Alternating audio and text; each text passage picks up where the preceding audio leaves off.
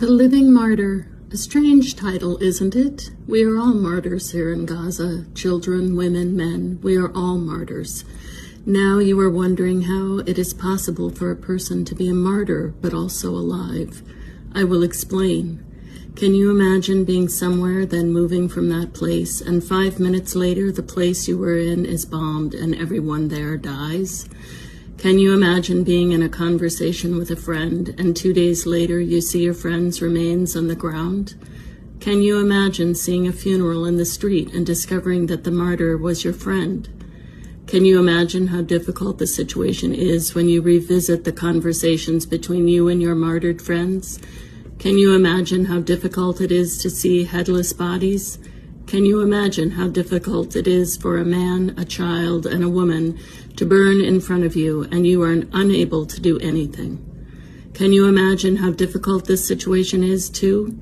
For one of your friends to offer his condolences to you for the loss of family members, and then a day later we go to offer our condolences to his family. Truly here we have seen what no one else has seen, heard what no one else has heard, and endured what mountains could not bear. On the 17th of Ramadan, we woke up to the sound of explosions. This was a surprise because the ceasefire was in effect. The first thing I did was grab my phone and look at the news. The first news I saw was the resumption of the war on the Gaza Strip. At that moment, a feeling came over me that was difficult to describe. I asked myself several questions. Will we ever hear the sounds of explosions again? Will we ever see martyrs and bodies everywhere again? Will we ever hear the disturbing sounds of aircraft that affect us psychologically before the physical impact? Before the 17th of Ramadan, when the ceasefire went into effect, there was a glimmer of hope. Optimism returned to us.